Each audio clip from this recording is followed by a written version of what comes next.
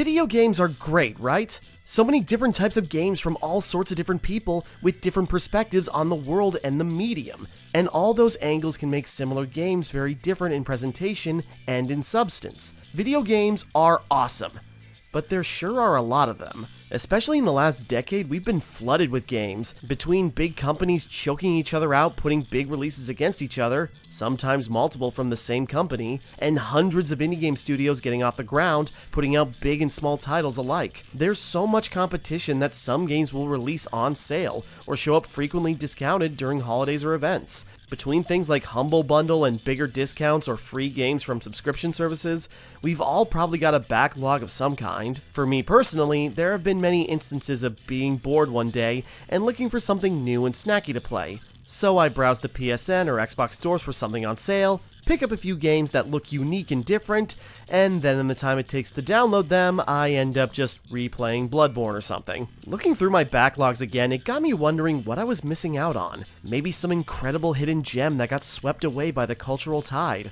Or if not that, then still something interesting that deserves an overdue reprisal. So I thought it would be fun to at least make a dent in the backlog by playing and reviewing a few random indie games. In this case, I looked through my PS5 library and fittingly found 5 games that caught my eye. So join me on a brief journey to look back on some games I've accumulated over the years that maybe you played already, or maybe you'll be inspired to check out after this. This is the Backlog Collection.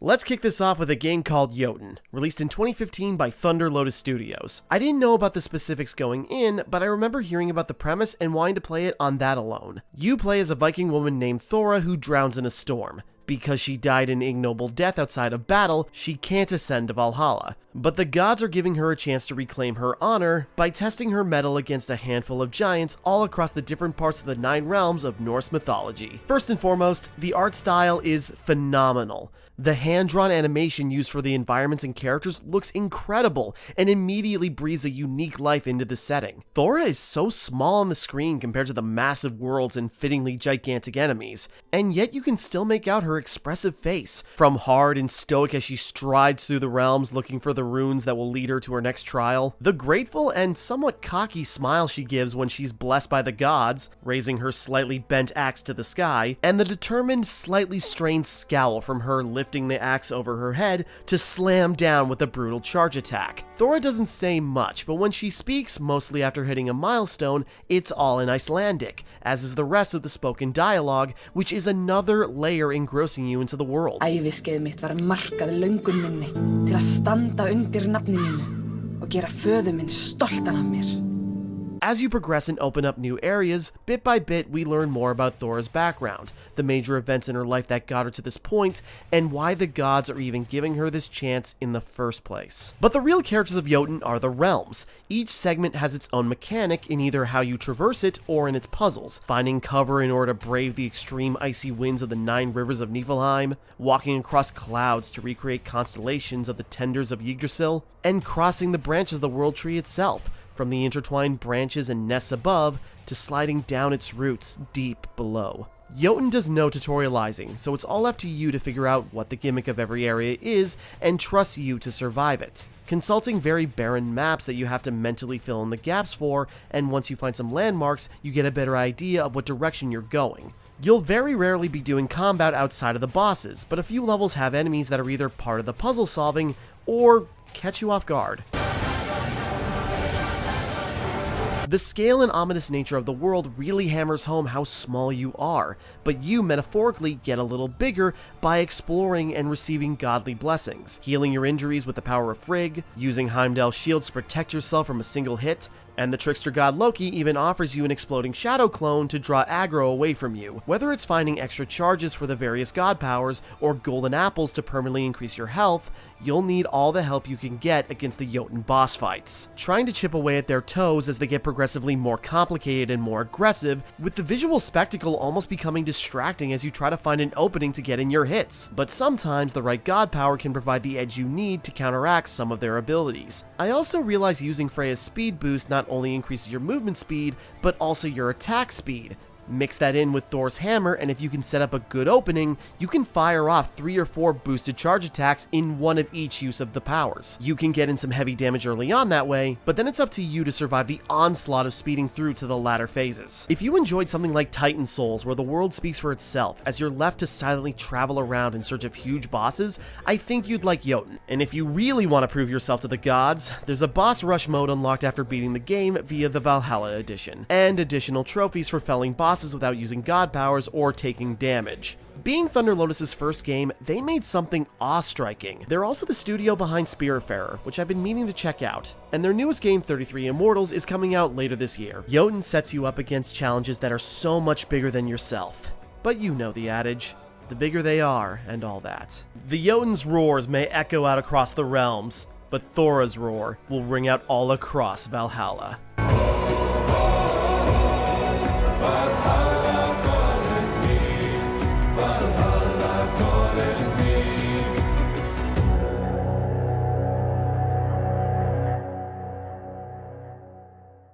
Next up is this eerie-looking game called Pinstripe, released in 2017, and the name Thomas Brush is prominent on the title screen like he's Kojima in the Phantom Pain. I wasn't familiar with him before playing this game, but Thomas Brush is a game developer with his studio Atmos Games. He has a YouTube channel where, for the last decade, he's made videos talking about the development of his titles, various game jams he's been a part of, and giving tips on creating games. His other major release is something called Neversong, and he has another game on the way called Twisted Tower, which looks very Bioshocky, so I'm gonna keep an eye on that from now on. But let's redirect focus to what seems to be his crowning jewel, Pinstripe. I remember hearing it have a lot of critical acclaim when it released, and that some YouTubers were part of the cast. So let's drive up and see what we've got. We play as a man named Teddy, a shaggy reverend looking after his daughter Bo. They're riding on a train when Bo gets kidnapped by this creepy dapper Dan called Mr. Pinstripe. In order to save her, Teddy needs to puzzle platform his way through an odd world, interacting with even odder characters who seem to know him, and brave nightmarish areas to stop Mr. Pinstripe from completing a ritual to steal Bo away forever. Looks like there's a long journey ahead for Father Ted here. Not that one. I hear you're a racist now, Father. What? What's the official line the church is taking on this? Pinstripe kicks off with a very macabre aesthetic. It's very Nightmare Before Christmas-esque at first, as you get to grips with the controls and meet tall, thinly proportioned characters with goofy faces in a snowy town, picking up items and looking them over for clues, eventually finding a slingshot to fight back against these strange balloon-like monsters and solve other puzzles involving breaking stuff or lighting the shots on fire to break other stuff. Every character you meet along the way is really well performed, from the cordial to the creepy. Dick Turnhue chugs the scenery when Mr. Pinstripe swings by to mock Ted. The adoption ceremony, you screwball! Ta-ta, big boy! And I knew there were some YouTubers in the game, but I was surprised that it was damn near most of the cast. Your dutiful doggy Georgie is voiced by Nathan Sharp of Nate Wants to Battle fame. Regardless, I think you may have killed her. At least you were nice to her before she fell to her death. Jacksepticeye and PewDiePie make appearances as characters with their names getting dragged into the madness. Well then, hurry up. We haven't got all day. I didn't even clock that the worrywart Mr. Dickey was actually Rubber Ross O'Donovan. Is it me moles? I've got fresh peeping moles on me crown, but they're genetic, I swear. And I was most surprised to find out that Dan Avidan was the voice of one of the creepier characters, Daniel, whose whispery voice cracks through like a speaker, with other effects accentuating words at the worst time to make him more chilling. So Mr. Pinstripe requests that all residents witness the eternal adoption of shadows.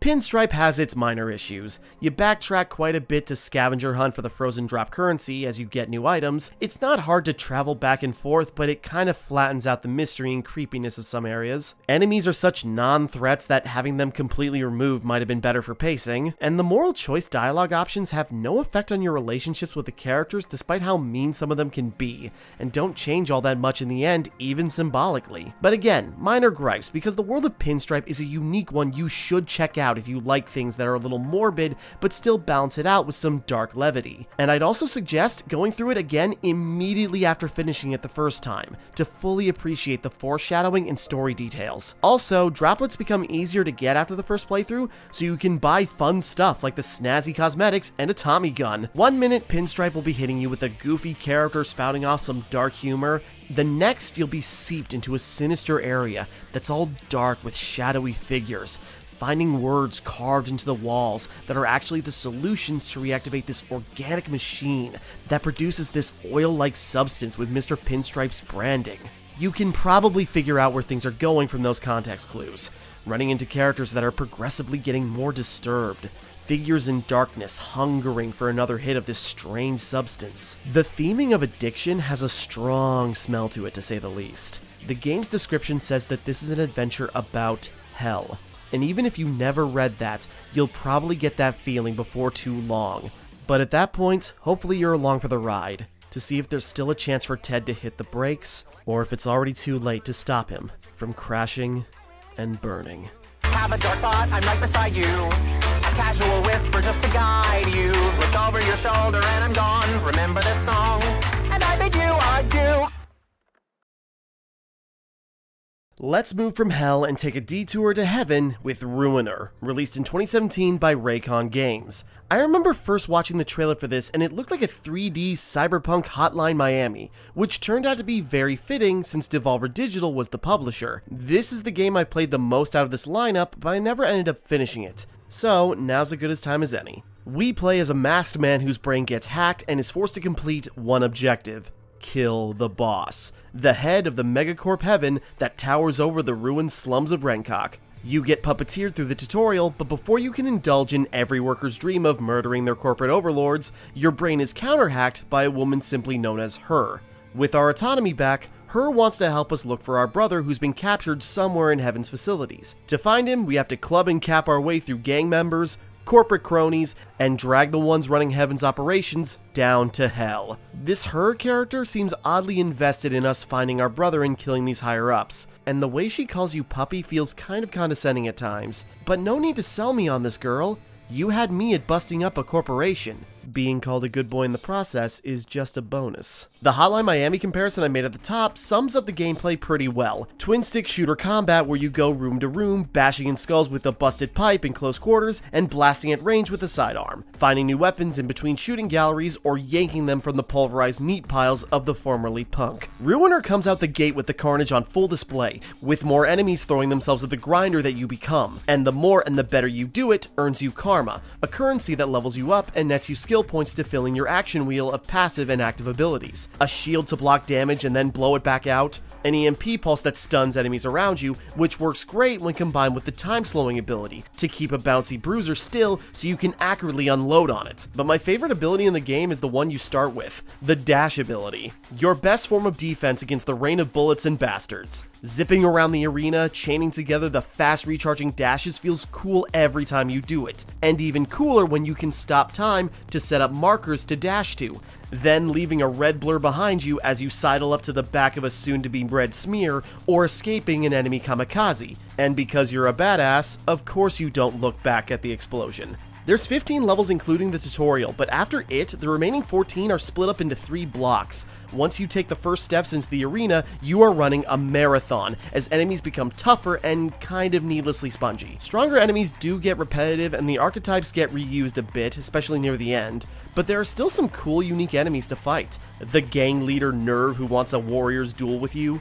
You even get to keep his sword afterwards. And the angels that you have to keep breaking open and destroying the cores they drop before they get sucked back in. While the non-stop action is fun, you can get lost in the shuffle of destruction, leading to quite a few deaths where I wasn't sure what even killed me. I genuinely felt exhausted near the end of every chapter, but admittedly, that could have been the lack of sleep and too much caffeine catching up to me. When you finally get some breathers, you're left to walk around the disheveled streets of Rencock South, Cyberpunk has never really been my genre, but it seems to have the scrappy dystopia vibe down pat. A town illuminated by red lights where it really feels like hopeless people have gathered to make the best of their downtrodden lives. Some can offer you side quests, but they're mostly justifications for big karma bonuses as you go through the main levels. Collecting bounties for the dispassionate cop Rustum, which are just bosses that appear to cap off some levels. The club owner Alina wants you to take out some angel units that have halted her smuggling business. Some NPCs give you quests to find hidden items in the levels, like coins for this fortune-telling hag, or helping a street girl hack the local cat population because they're actually spy cameras. And by finding them all, you get the ability to unlock special weapon caches in the levels for higher tier equipment. I wish you could interact with some of the NPCs in more interesting and meaningful ways. They have some cool designs and places in the world, but given the breakneck pace of the game, you have very little time to develop with them. Everyone's just trying to get by, because it's very easy to piss off the wrong person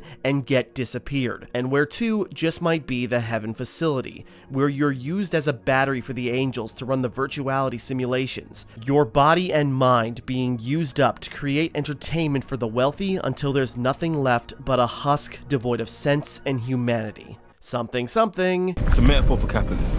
Ruiner keeps the chaos coming and rarely lets its foot off the pedal. And if you're looking for something to scratch that Hotline Miami itch, this will do it. It feels like Jacket and Helmet got mashed into a being that is down for mindless violence while still wondering what it all means in the end. But if you're looking for more of the former, there's a roguelike Coliseum and a dedicated speedrunning mode to test your murderizing skills. Many years too late, but I really enjoyed Ruiner. And it bummed me out to find out even after 7 years, Raycon hasn't put out another game. There's been no news about their title Final Form for several years now, and reportedly, Raycon had to let go of most of its staff at the beginning of 2024. But there's oddly some good news, because as I was writing this, it was announced that Ruiner was getting a movie. It's already got a director and it's backed by Universal. Here's hoping Raycon and Ruiner make a successful rebound. After all this, they've still survived. So hopefully we'll meet them again where heaven has fallen.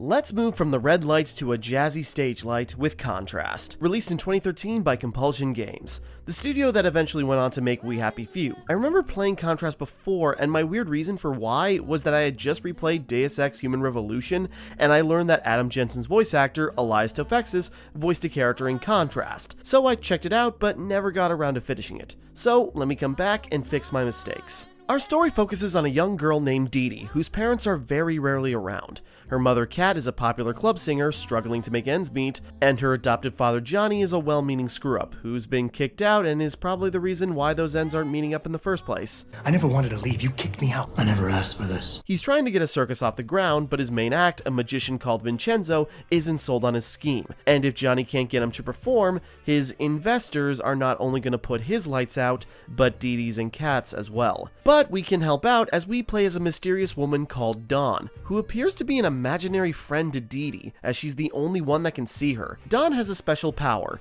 being able to turn into a shadow and interact with the world cast by the light. With this power, we help Dee Dee get around the dimly lit city to make the circus a hit and get the family back together. The 1920s setting gives off a classy vibe despite the family drama and mob violence. No one except for Dee Dee and Dawn has a model, so instead, their silhouettes do all the talking. It's a cool visual style that adds to the film noir aesthetic. And while there are no hard-boiled detectives around here, there are some strange anomalies to piece together by finding collectibles, filling out the world, and detailing just how precarious Dee Dee's home life is. The characters are fiery with their emotions, so the melodrama feels appropriately dramatic for the atmosphere, but it can make some well-meaning characters come off as a bit too callous. Even still, everyone is well performed. I swore I recognized the voice of the egotistical Vincenzo, but I couldn't place it. Turns out it was Bruce Dinsmore, the voice of David Reed and Binky Barnes for the entire run of Arthur. I have performed my illusion act for the King of England and the Emperor of Japan. There are untouchables in India who tell stories of the amazing Vincenzo. So shut up! The end! But the character with the most mystery around her is our player character Dawn, being able to move in 3D space unseen and interact with objects in the world, and then becoming 2D and using the placements of the shadows to get around, even being able to bring some objects into the shadows with her to help get them where they need to be to solve puzzles. And there are quite a few clever ones throughout, using the shadow world to manipulate the real world and vice versa, either by finding a way to create new shadows to interact with them, or timing your platforming with moving shadows, with some optional out-of-the-way paths to find glowing luminaries, which are at times used to give power to objects to continue the main path. There's plenty to find though, so you won't have to worry about them stopping your progress. What may get in your way though are the glitches. A few times I brushed up against a wall and got caught on it. I swear there were times when I tried jumping and the input just didn't register. I also had a weird audio bug where I pushed this cart for a puzzle, and then when I let go of it, the sound of it rattling wouldn't stop until I reloaded a save. This wasn't just me either. Glitches are mentioned in many reviews over the years, and while they are minor and don't really get in the way, it's still worth noting because it makes things feel just a little bit more fiddly. But don't let those minor gripes dissuade you, because when contrast works, it works well, and it does it with a lot of style. One of the highlights is a puppet show where you play the role of a princess rescuing a bumbling knight, which is basically a metaphor for Johnny and Kat's relationship. Even though you're not doing too much bouncing back and forth between realities, it's a charming set piece. And the spider chase reminds me of Limbo, so if you're being compared to Limbo for even a moment, you're doing something right. And the story takes an unexpected turn right at the end that will either demystify the game for you like I saw in some reviews, or if you're like me, gives you loads of questions that blows the world wide open in a fascinating way. I thought I was predicting where the story was going when a newspaper you find early on tells you about a man named Carmine who got off the hook for murder, and then I realized he looks exactly like Vincenzo. But the direction the final stretch of the game took was a stark contrast to what I expected. Compulsion made an interesting, stylish game for their debut. I wish they were remembered more for this than the contentious We Happy Few. But their next game, South of Midnight, looks amazing, so I'm going to keep an eye on that for whenever it releases in 2025. Even if there are missteps, they'll find their way on their own steam. Life could be a dream. Life could be a dream.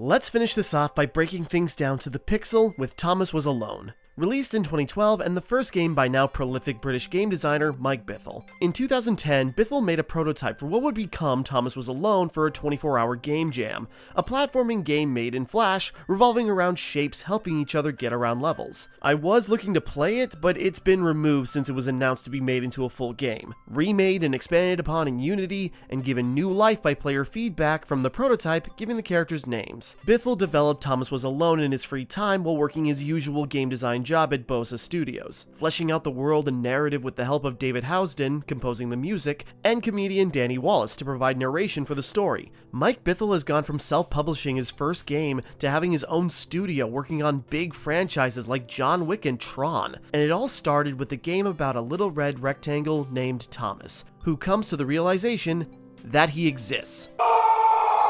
Coming to grips with that, Thomas figures out what he's capable of doing. He can move left and right, he can fall like a champ, and he can jump. And with that, we've covered all the things Thomas can do now and will be able to do in the future. With no other guidance, Thomas continues forth, slotting himself into an outline to end each level and bring him to the next while he contemplates his life and what he should be doing, not realizing that he's an AI that somehow gained sentience, as we're told by quotes in the very beginning. Thomas won't stay alone for terribly long, as he starts meeting other AIs with their own special abilities, and they start working together to find out what their purpose actually is, all the while getting narration from Danny Wallace, who voiced Sean Hastings in the Assassin's Creed series. His deliveries are amusing on their own, but they add so much character to our cast of colorful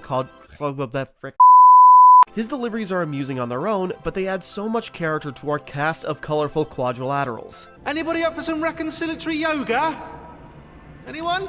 Thomas Was Alone basically takes you step by step through how a platforming game works and how it gradually adds complexity, how you move and interact with the world, what is considered dangerous and how you should avoid it as the world changes from you hitting triggers or by moving through it. You work together with your crack team of contours to get around, very steadily adding new factors with characters coming along with different movement characteristics and personas. Thomas sets the standard for the others to come. He's average in size and he's got a solid jump. He's kind, and I realize in hindsight he's kind of OCD coded in the way he verbalizes his realizations and compiles his observations. Soon we're introduced to a squat orange square named Christopher, who immediately dislikes Thomas. Chris took an immediate and deep dislike to the skinny red rectangle. Who the hell did this Thomas think he was? Chris may not have hops, but his smaller size can get into places Thomas can't. As if Chris didn't feel self-conscious enough around Tom, they run into the towering yellow John, who can jump even higher, wanting to be admired by the others, but still wants to help them realize their own strengths. Eventually they cross paths with a big blue block named Claire, who has what she refers to as a superpower, being able to float in water, making her impervious to the major danger everyone else has to avoid. And finally, as part of the main group is Laura, a horizontal pink rectangle who Chris encounters first, and then falls lines over angles in love. But Laura is shy and worried about the other's safety because she has this mysterious dark cloud following her, and thinks the only reason they want to help her is to use her to jump higher. But they do their best to stick together as their relationships and quirks develop together. Across dozens of levels, changing things up from the team of characters, new AIs that are introduced with all new mechanics, and in the final chapters, having characters with muted colors, the ability to change their powers. Switching between all these blocky buds can get a little wily, as the roster grows and you're wrangling everyone in a tight space to get them around each other,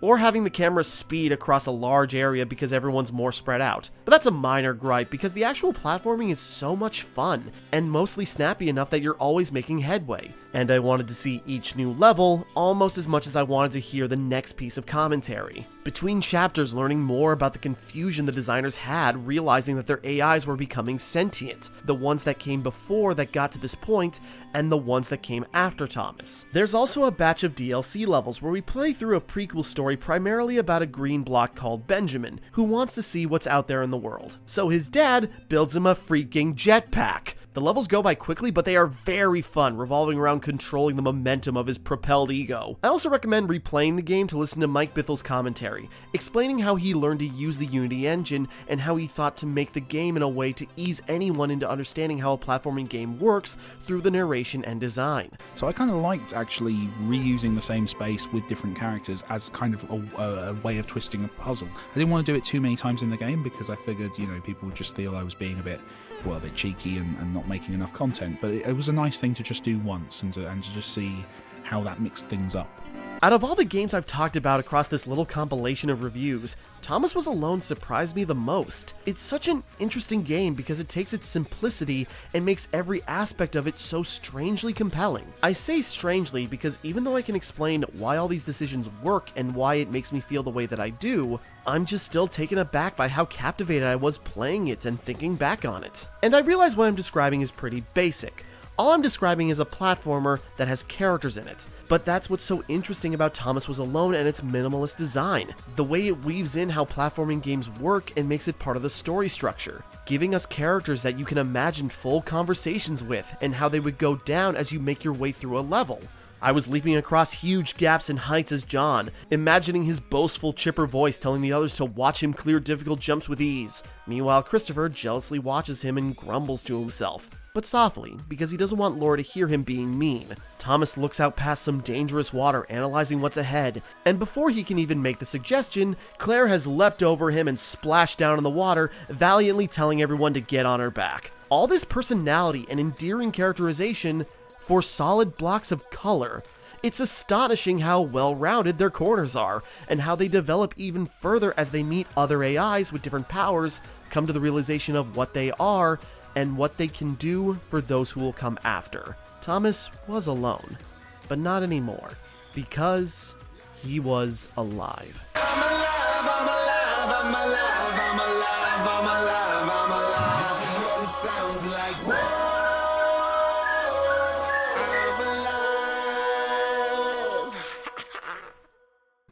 Hey, it's Tim for VO, chiming in to say, thank you for watching all the way to the end, and I hope you enjoyed this compilation of indie games. This was fun to make, and it really didn't take all that long. Just lots of life stuff and work popping up. Coinciding with the release of this video, I also have playthroughs of all the games I reviewed here going up on my Let's Play channel, so if you want to see my initial thoughts and reactions, you can check those out. I've been playing a lot of gigantic games this year, so it was nice to step back and play through some smaller adventures. If you want to check out more of my reviews, I've done other compilations about PS5 games and classic Castlevania games here on the channel. If you'd like to support me more directly, you can pledge on my Patreon or make a one-time donation to my Ko-fi. Links down in the description. No matter what you do, thank you for watching. Hope you enjoyed, like and subscribe and all that, and I'll see you next time.